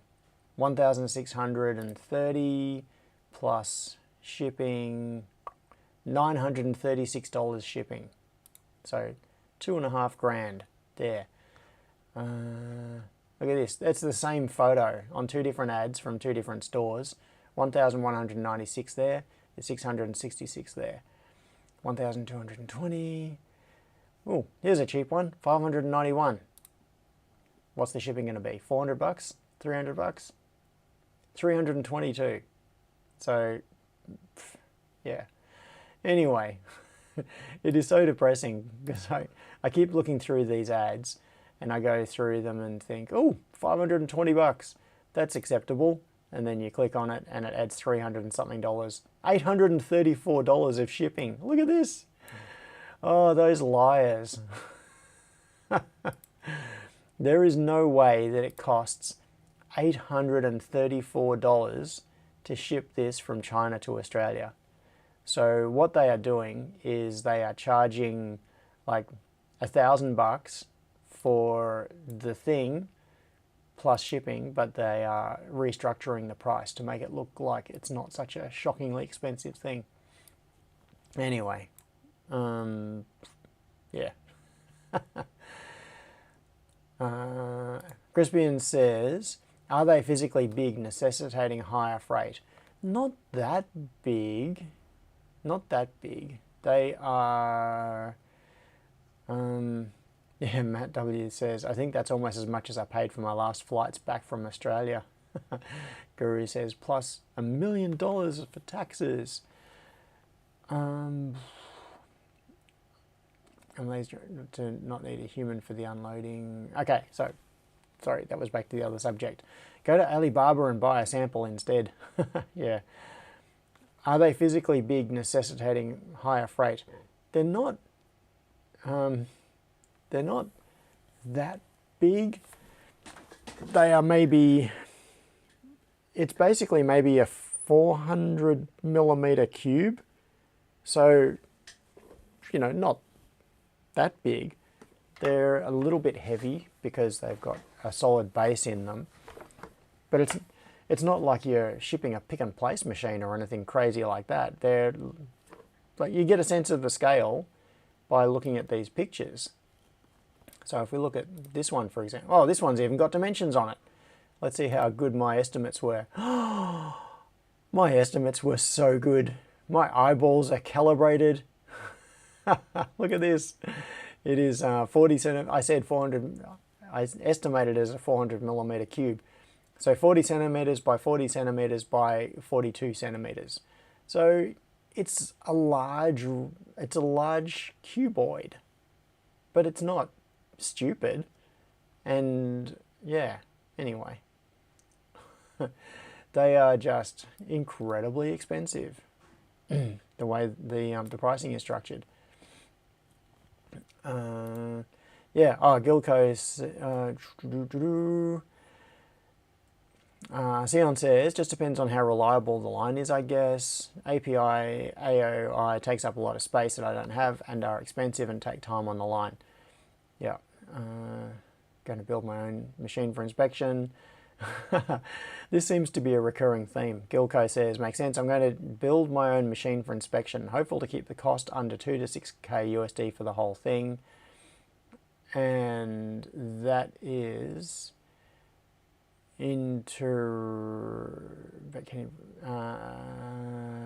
yeah. Okay, so the reason, so Sion has a project that has been mothballed for automated optical inspection. He was building one. This is a project that was underway, I think maybe a couple of years ago. And the idea was, from memory, it was like on an arm. It was like a tube with an arm that could come out and move around to put the camera in different locations. I can't quite remember. And the third pick and place machine that I have here, when I bought the pick and place machines from Glenn, he was intending to keep the third pick and place machine. Otis, that's it. Keith, thank you. Keith, I don't think I've seen you in the, yeah, I don't think I had said hello to you or seen you in the chat yet today. Maybe I did, I don't know. So, yeah, he was going to keep the third pick and place machine and convert it into an optical inspection machine, because physically everything is there. It's got the conveyor belt through it. It's got the gantry with the moving head. So then what you could do is basically just you could replace the camera, like the top camera. An optical inspection machine is kind of like a simplified pick and place machine without the nozzles and stuff. It's the gantry that moves over the top. It may not even need to move. If you've got a camera that's high enough up and you've got good field of view and you've got collimated view, you could take a photo of the entire board and then process that image. But if you can move around, that might be helpful as well. Anyway, his idea was to use the third pick and place machine with custom software that just moves the gantry around and takes photos and then processes the photos, because his actual area of expertise is is image processing, like OpenCV type stuff. That's what he does. So he was going to build an optical inspection machine himself and didn't. And it's also something I had been thinking about using my old nickel make it for. So my homemade pick and place machine, which is now sitting on top of the third KO just in storage. I've got no use for it, but it's a full motion platform. I could turn that into an optical inspection machine, but it doesn't have the conveyor belt in it. So using the pick and place machine as the optical inspection machine does make sense, because you've got everything there. You just need a different process running the machine, because you want to take pictures and then analyze them. You can use the fiducials to get all of the orientations, etc. Yeah. Sion says, yeah, I have several versions of it. Final was using a custom SCARA arm, but ultimately I can inspect by eye so quickly and it's way more accurate than trying to teach the system. Yeah. Yes. Dodgy! Good morning, Dodgy! Thanks for coming along.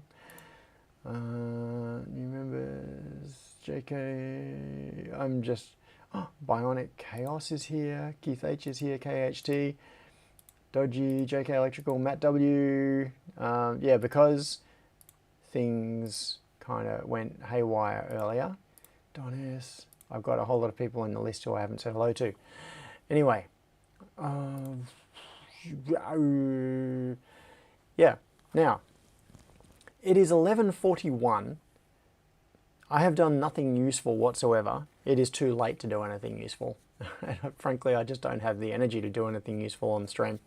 So, a little quick update on the conveyor. Where we left it last week, I was trying to get the conveyor to dispense a board when the next machine in the line. Okay, there is a little bit of a sad story here. There is, no, it's like a shit sandwich. It's like good, bad, good. Okay, so we'll start off with the good, which was on the stream last week. I implemented the state machine to read from the ready in, ready out connection on the next machine in the line. And I implemented the code to dispense a board when the next machine in the line is ready to receive it. And then it wasn't working when the stream ended, and I just stopped it. I stopped the stream at that point. The good news is, maybe 3.5 minutes after I ended the stream, I got it working. It was, I can't even remember what, but it was some stupid little thing. So the pick and place, not the pick and place, the conveyor belt project now has I think it's 3 modes that work, like 3 automatic modes. It's also got all of the manual commands, like you can tell it to run at a certain speed, you can tell it to run and stop and all of those sorts of things. But it's got 3 automatic modes that you can put it into. One is dispense a board. Another is dispense boards on a timed sequence. And it also now has the mode of dispense a board when the next machine in the line says that it's ready for it. And it does that by reading, I'm just on the other screen, pulling up, where is it? PCB conveyor 2, here we go. Yeah, anyway, it is working. So this is PCB conveyor 2. Let's move this. Move this. Nice. Oh, okay. Sounds like Guildco has a very upmarket camera. Donis, thanks for coming along. Like that smash button. Yep, like that smash button. I've implemented M55 unload immediately. So when you send it that command, it just unloads a board. I've got unload at a timed interval, and that is now working. Oh, I should remove one of these. Unload at a timed interval, so I can tell it to dispense a board every 2 minutes or every 7 seconds or whatever interval I define. It brings the next board up to the exit point, holds it there until the time has expired. That works. So that is useful for feeding into the reflow oven at defined intervals so that we can space boards apart in the oven. Then I've got unload when ready in and out, M56. This now works. But have you synced the code to GitHub? No. Sorry, Scott, I have not. I need to do that. And I also need to upload the mechanicals, the design files for the mechanicals of Testomatic to GitHub. I will get onto that. I promised to someone that I would do that a few days ago, and then I didn't. So unload when ready in out. That is working. Okay, so that's the good news. When I have the conveyor belt sitting here on the bench, and it's got the input that comes from the machine on, like the next machine downstream on the line. When I trigger that input, I can have it dispense a board, clear that board off the conveyor, and stop and wait for the next trigger. So the conveyor can now dispense boards on demand to the next machine in the chain. So that is the yay part of it. So M56 is, where is it? Do we define it in there? No, I think it might be defined in G code. 56 M code unload. Yeah. So if we look for this, M code unload now, then we set the state to unload begin. Oh no, that's not unload now. Unload RIRO begin, that's right. So with ready in, ready out, find, here we go. So this, this flow in the state machine is working. We can set it to, at the moment, as I've said previously, it is only working in left to right mode. That's all I've implemented. So it's just hard-coded to read from the right connection, which is the downstream. The downstream connection. This is the machine. This is reading from the machine it's going to send a board to, and then once it gets that, it switches to moving, and until it's tripped the exit center, and then it goes to reached end, and then reached end, etc., untripped. So it's at this point it knows that there is a board that is in the process of exiting the conveyor. It waits until the sensor is untripped, so it knows the board has finished clearing the conveyor. Then it goes to cleared end, runs the run-on timer, does the run-on, and then goes back to, stops the conveyor and goes back to the start. Anyway, all of this is working. That is the great news. So last Sunday after the stream, I was thinking, hooray! I've got it working to the point where I can now feed boards into the KO pick and place machine on demand. So when on the KO it wants to load a new board, it can use its signaling to tell the conveyor, hey, send me another board, and load it in, and then begin the pick and place process. However, then this begins the crap part of the update, which is the signaling from the KO is totally inscrutable. It's got a 3-wire cable coming off it, and there are connectors on both sides of the machine. So the KOs by default are set up to run left to right. They're a left-right conveyor, and there is an input side Scott connector. Miller said, imagine replacing the belts with tiny, individually powered wheels to cue the board. Yeah. Scott, don't give me crazy ideas. Do not give me crazy ideas. So yeah, there is a connector on the upstream side where it accepts boards, and there is a connector for the downstream side where it sends boards. And you plug a cable into these, and those cables go to the adjacent machines, so that, in fact, I'm going to in PDF. Yeah, let's see if this is the correct PDF. So what I have here, this is the manual for the KO, and I'm also going to open, because I'm not sure which one it is. Yeah, so this installation steps guide is what you get with the machine. So it's showing machine leveling, etc. What happened then? Squirrel. That was weird. So the in fact, what you can see there, see that cable that is sticking out? That is the ready in, ready out cable, but I'll get back to that in just a second. So what they're showing here is connecting the pick and place machine with inspection conveyors on either side. So in this particular case, it's got a board destacker on the left. So you put or you'd have your solder stencil machine or something like that stuff off to the left.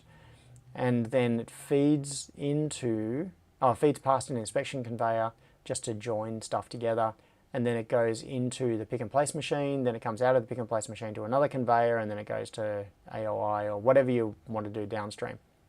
So this inspection conveyor, look at this. 3 kinds of wires, connection methods. This is the documentation on the connections for the inspection conveyor. So the inspection conveyor has a 4-wire cable. The pick and place machine has a 3-wire cable. Now, keep in mind that these are from the same manufacturer. And yes, I know there could be questions of badge engineering and all of that sort of thing. But still, these are KO brand devices. So buy a KO pick and place machine, a KO inspection conveyor, and connect them together, and they give you 2 different cables. Okay, so the inspection conveyor has a 4-wire cable, pick and place machine, 3-wire cable. And it says, if the inspection, so nowhere does it tell you what these wires actually are, okay? It just says, for the pick and place machine, it has 3 wires, brown, black and blue. Don't connect black wire. Okay, let's not connect the black wire. The rest wires can connect 2 bundled wires of inspection conveyor at will. Brown to brown, blue to blue, or brown to blue and blue to brown. If the inspection conveyor has 3 colors of these, don't connect the brown wire. You can connect the rest of the machines at will, brown, brown, etc., blue, brown. If it has 2 kinds of color wires, then you connect these colors together. Nowhere in here does it tell you what these actual what do they mean? It's just colors, okay? So I figured, hang on. So it's got this instruction here. So this is the inputting boards on the left of the machine, and it tells you to do that. And then it's got the outputting boards on the right of the machine, and it tells you to do that. And the instructions are basically the same. It's like connect this black, yellow, and blue, black.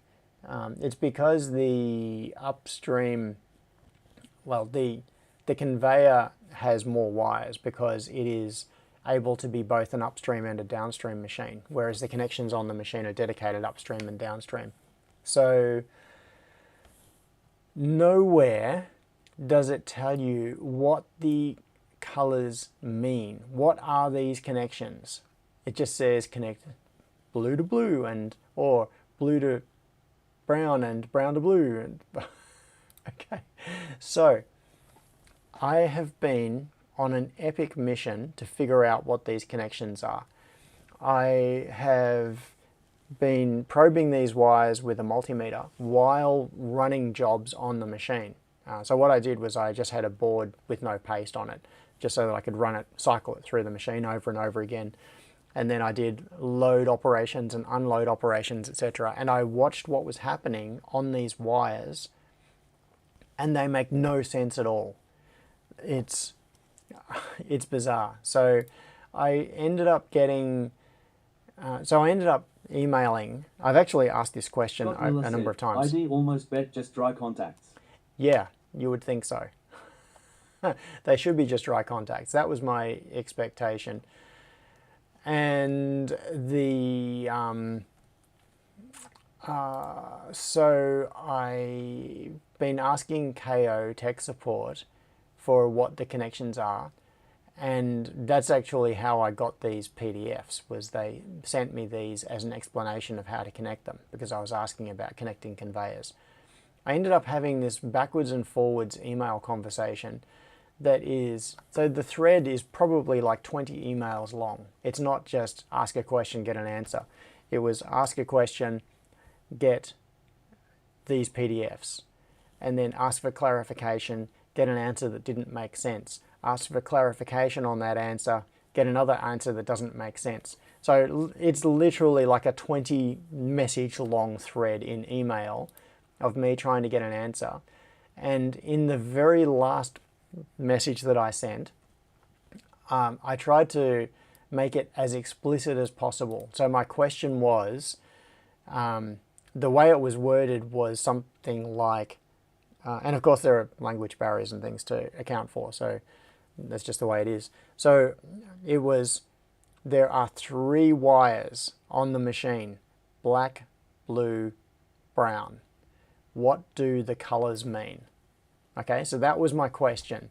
And the answer was, one is a signal, one is 12 volts, one is useless.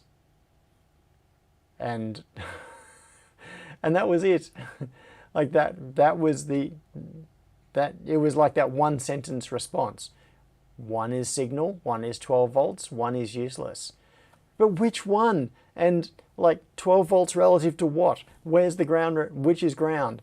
And so I just gave up. I have been probing these signals, trying to figure out what the hell these wires mean and what they do and how they actually affect the loading and unloading operation of the machine. And I can't make head or tail of it. You would think that with, so I don't know what one is useless means, and does that mean that it is not connected internally? Scott Miller said, KO Tech Support is a Chinese AI communicating through a translation AI. Maybe.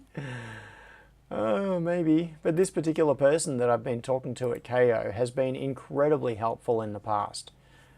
So KO support is actually something that I am quite impressed by. They normally, in most situations, to the extent that they have helped with clarifying the binary, like their proprietary protocol that their Chinese control system uses to talk to the motion controller in the machine. It's an 8-byte binary protocol, and they have helped with clarifying the meanings of messages in that protocol. So that is the level of assistance they've provided in the past, which is quite impressive. But when it comes to asking what is the brown wire, what is the black wire, what is the blue wire, I can't get a straight answer. And measuring it is not really helping. Because they do things like, yes, I think it was Scott who said they should be dry contact. Amanda Yes. Thompson said, have you tried asking AI for the answer? No, I haven't actually. This is such a niche thing with so little online documentation that I doubt an LLM, I would not trust what an LLM says about this because they just don't have the training data to work from. It doesn't have the information is not publicly available. So it would be totally guessing. And I can guess better, I think. So I've done things like measure continuity, measure voltage, and they do weird things like there is a connection on the input side that I think is dry contacts. See Guild Cos last message. Oh, okay. I will look at that in just a second. They do things like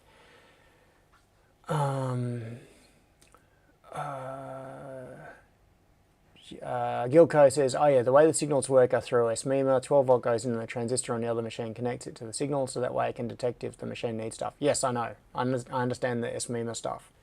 That's what I was expecting. This is the thing, is I designed the SMEMA interface on the PCB control system. So I've got SMEMA compatible upstream and downstream connections on my PCB conveyor controller board. And I've got opto isolated inputs, I've got dry contact outputs on my board, and when I have it sitting on the bench, I verified that they work. I can now trigger the like the ready in, ready out connections, and the conveyor works. But the KO, and that's what I was expecting to see on the KO. I was expecting to see a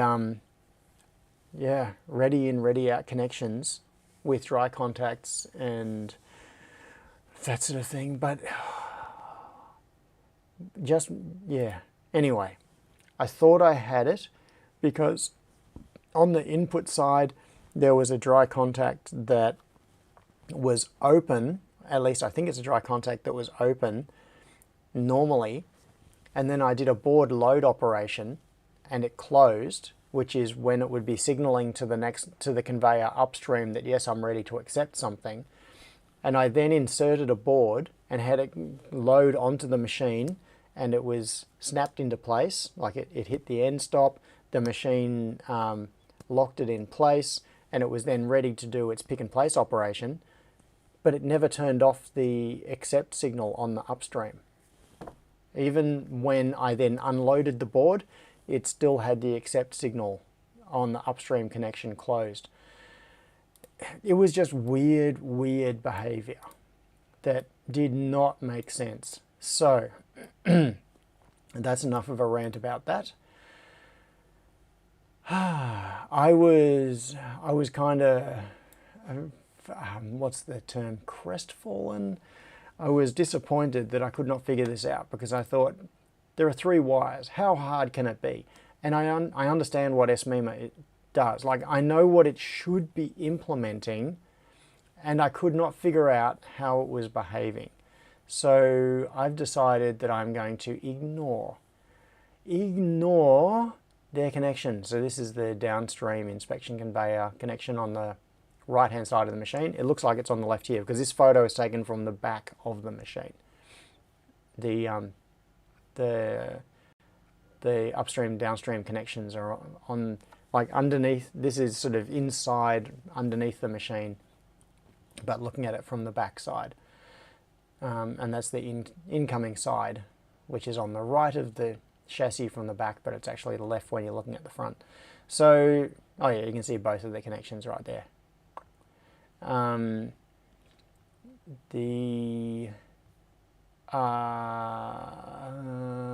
Yeah. Oh, paste mixer. Look at that. Cute little paste mixer. So that is what I was wanting to achieve. However, I have been trying to achieve it through the connections built into the machine. And what I was going to do was use the onboard motion controller to handle all of that signaling, because it's already got those 2 connections on the machine and I should be able to just plug into it. But then I realized that I don't need to.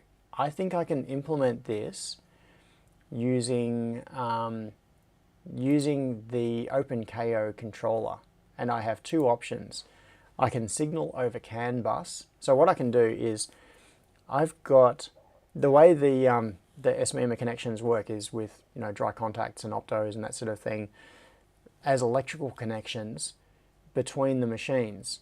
But my PCB conveyor has CAN bus and Wi-Fi. Thompson said, AI says the brown wire is +24 VDC. The blue is 0 volts DC, and the black is signal line output or control. Yeah, cool. Thanks, Amanda. Except that is often the case, but it's 12 volts, I believe, in this case. So brown wire is 12 volts, black is likely ground, blue is likely signal, says Guildco. Yeah, when the machine needs a board, it should put signal to 12 volts high. That way it signals to your optocoupler to put another board in. Yeah, that's what I was expecting to see.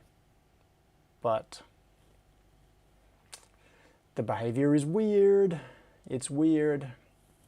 Even when I thought I had the pinout figured out, it did not seem to correlate with the state of the machine itself. That's what I was talking about earlier when I said that I ran cycles to load and then unload boards and watched what was happening on those lines, and they didn't, the state changes on them didn't seem to correspond to what I was expecting. So, okay, so the HWGC machines, cool, okay. They OEM the inspection conveyors as well, yeah. So the, Keith H asks, are there any software settings for customization? No, because I am not running the original control software. I'm running OpenPNP. And anyway, this is my solution.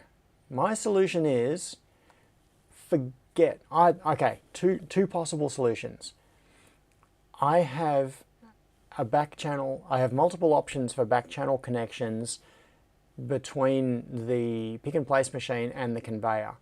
They both have CAN bus, so I can signal via CAN bus. In fact, I've already got that implemented in the firmware, that when, look at this, G-code, oh no, not G-code, CAN comms. Okay, so read CAN messages. What we can do is the CAN bus allows us to send J1939 format message frames with G-code in them. So what I've done is, when I change the conveyor size in the pick and place machine, it broadcasts on the CAN bus what size it is changing to, and then the conveyor automatically resizes to match, because it receives that command over CAN bus. So I'm already controlling the size of the conveyor over CAN bus from the pick and place machine. I don't need to actually set the width of the conveyor manually directly on the conveyor. If I change the conveyor size on the pick and place, the conveyor changes automatically. It always matches the size of the pick and place machine. And that is all happening over CAN bus. So since I'm already doing that over CAN bus, why not do ready in, ready out over CAN bus as well? And I'm controlling both ends of the, like both pieces of the puzzle, so why not? What I could do is I could implement some G-code based stuff where the Open KO can signal its readiness state over CAN bus, and the conveyor can also signal its readiness state over CAN bus. So they can communicate that way, and then I don't have to care about the wires at all. I've already got the comms in place. I don't need to connect the wires between the SMEMA connectors on both sides. And they're also both on Wi-Fi and connected to MQTT.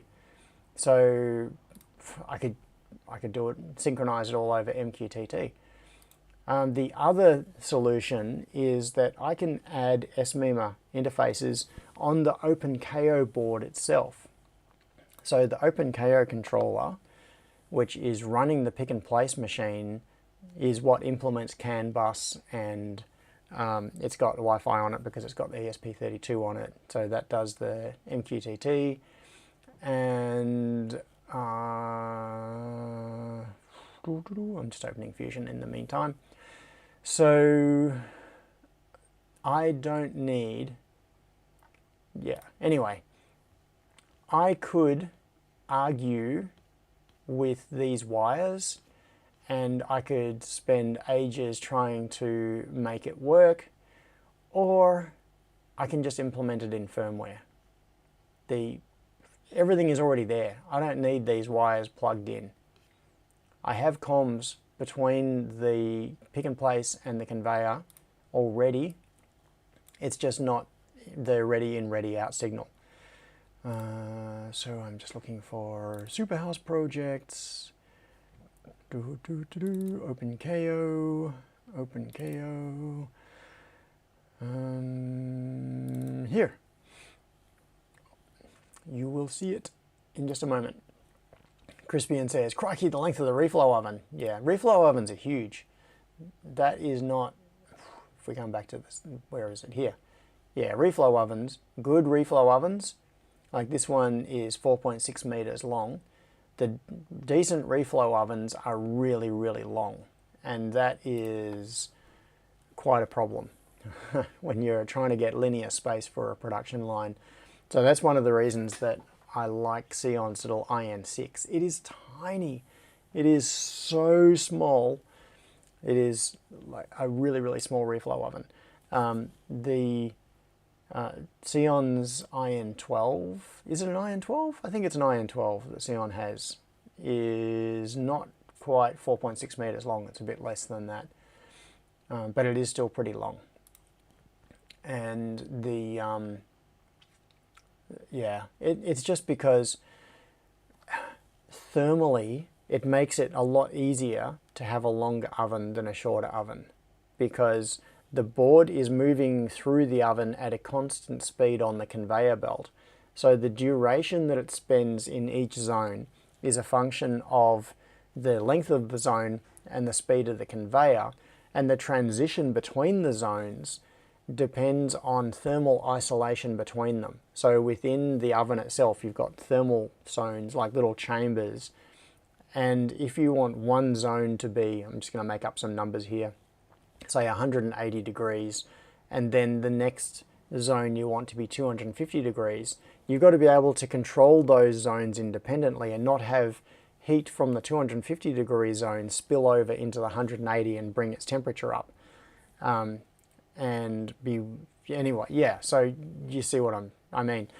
So if you are trying to achieve those thermal gradients with good control in a very short oven, it makes it very hard from an engineering point of view, like the thermal management within it, to do enough baffling to keep the zones separate. If you make the oven physically long, it means that it's much easier to have those graduations between the different thermal zones. So if you look at the reflow ovens in big professional factories, the ovens are enormous. It's not unusual for these ovens to be rated to like 24 kilowatts. They take a lot of power. Amanda says, standard wire colors in industrial equipment in DC systems, brown is typically plus 24 volts, blue is 0 volts or ground, and black might be used for signal lines or lower voltage. Yep. Other than component stress. Yeah, that is exactly why. So, reflow profile. I'm not going to spend a whole lot of time on this now. Oh, why? There's always this AI overview stuff every time I do a search now. So yeah, it is for thermal shock. If we have a look at, I'm just picking a thing here, typical reflow profile. I just wanted a chart. So there are normally 4 zones. So there is heat, soak, spike, cool. So we've got the heat. So what you do is you bring the temperature up to a certain point, and then you hold it at a temperature. This is the soak zone. So the temperature will continue to slowly rise through the soak zone, but not very rapidly. And that is to allow all of the parts on the board to attain the same temperature. Because if you heat something up and that thing consists of multiple items with different thermal characteristics, some parts of it will heat up faster than others. So what you do is you preheat it. So this is the preheat section, where you bring it up to a temperature and then you hold for a while, and that allows everything to reach the same state of equilibrium through the soak cycle, or through the soak part, and then you spike, where you raise the temperature again to bring it up to the point where the peak is attained and the solder all reflows, and then you cool it down. So this is the ramp down, or the cool part of the cycle. So if you have boards that are on the conveyor and they are in the soak zone, so they are in this area here, you don't want their temperature rising rapidly. So you don't want them being influenced by the next zone in the oven, which is the hottest one. And you want it to stay at a nice stable temperature, slowly rising, and then bring the temperature up as it goes into the spike part of the profile. So that's the reason for doing it. Yeah.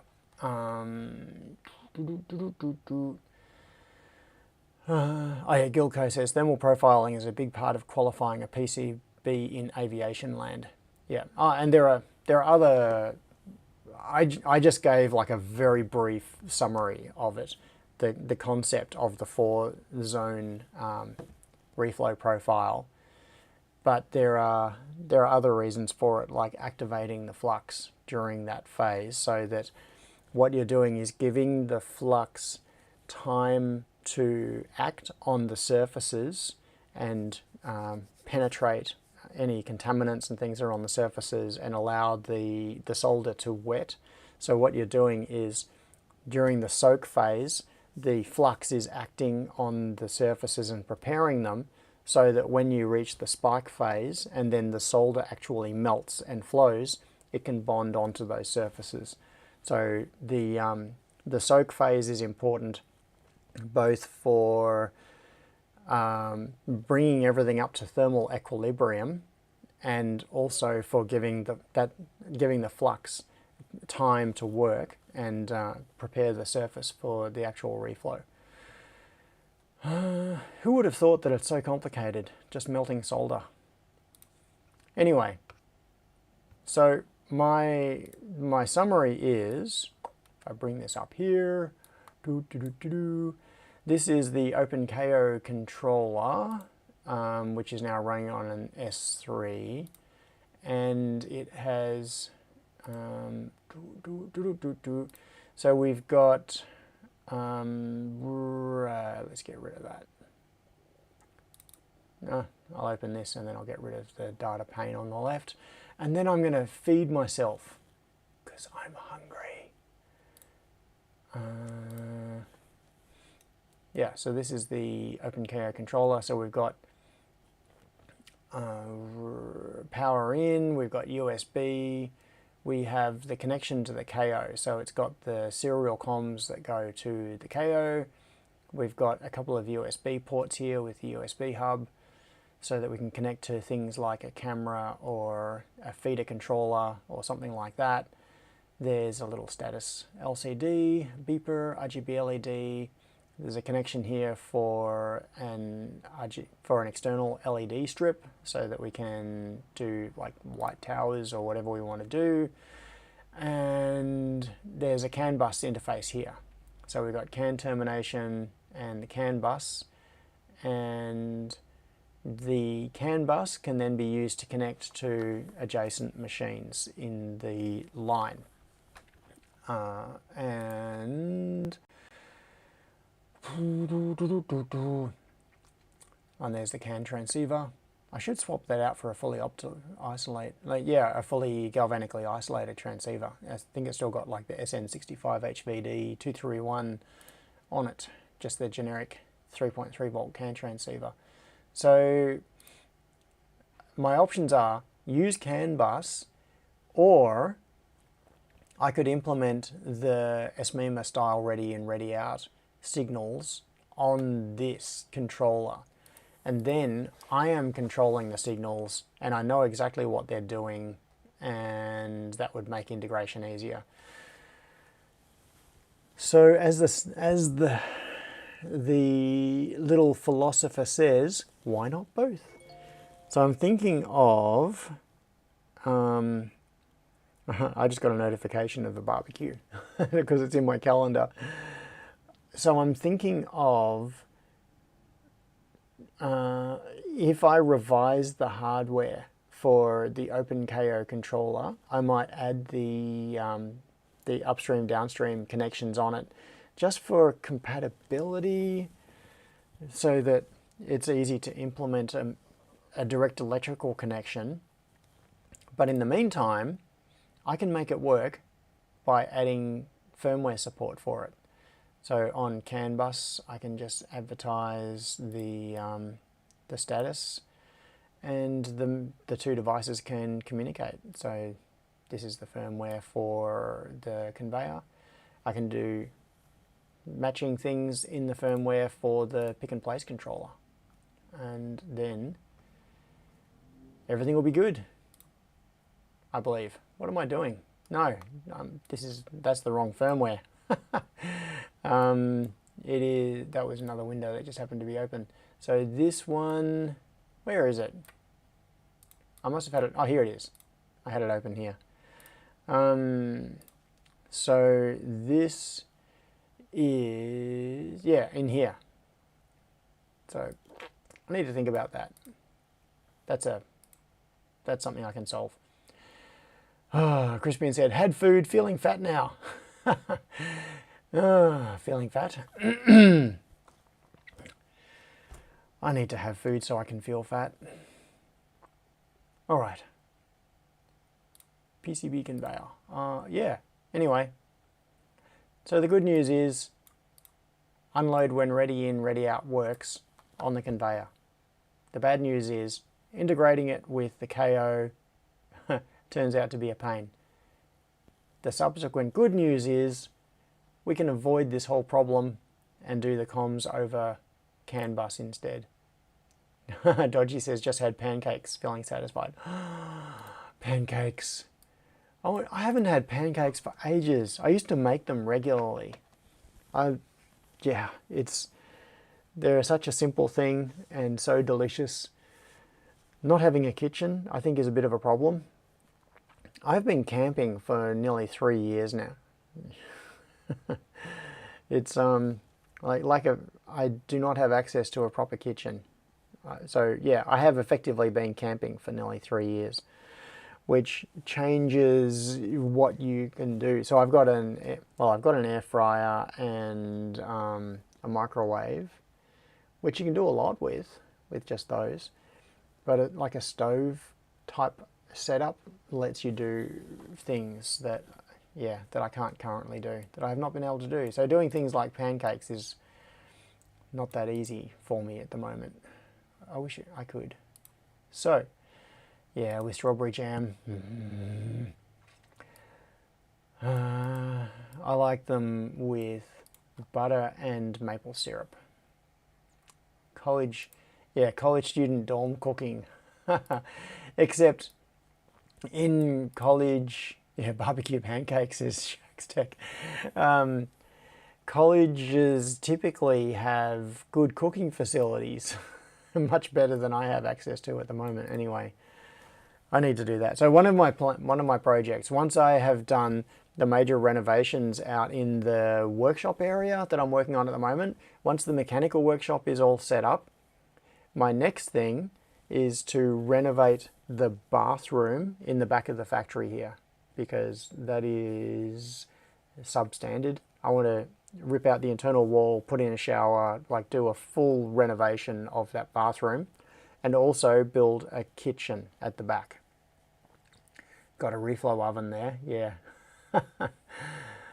Crispian says, I feel like Jono, I was homeless for some time and got used to living from day to day. It is very expensive, both financially and costs the body too. Yeah, it makes things awkward. You're right that it's expensive because you end up buying food when you would otherwise prepare it yourself. And so that just perpetuates the problem. Yeah. We can donate an electric cooker pan. No, don't worry about that. Crispian, I'm fine. I eat just fine. So yeah, you don't need to worry about me. But thank you for the generous offer. It's just that if I wanted to make pancakes, I could. I'd figure out a way to do it. I've got it like a little plug-in electric cooktop. Oh, Crispian says also without a fridge I found I couldn't keep spare foods. Yes, that is a really big thing. If you've got refrigeration, that helps a lot. And I do. For a long time I only had the little bar fridge, which is in the workshop here, like in my front lab area. But then Pete and Jenny gave me their old fridge, which is it's like a big full-size family fridge, and that is in the factory area now. So I've got plenty of refrigeration, which makes a huge difference. I can keep stuff frozen, and I can. Oh, and also I bought a fridge which I have at home, but I don't even have it turned on because I don't cook there. I just have it. I have a fridge sitting there turned off. What was that? I just heard some noise somewhere. I think it might have been thermal. I think it might have been because the factory is starting to heat up. Stuff is making noise. So anyway, I'm going to go. The upshot of all of this is I am going to implement ready in, ready out via CAN bus on the PCB conveyor. So maybe that can be something for a future stream if I don't find that. Yeah, it sounded like roof expansion. Yeah, I think that's it. Oh, Alistair says, make pancakes by shaking in a bottle. I heard you can use the reflow plates to cook them. Yeah. I'm going to implement it in firmware. Because then I can do it on OpenKO, I can do it on the PCB conveyor controller, and they can talk. So, yeah, okay. I might do that in the mean. If I get desperate and I want that functionality sooner, I might implement it.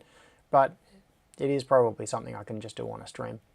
So, yes, as the TTS Outside the box says, said, Uru.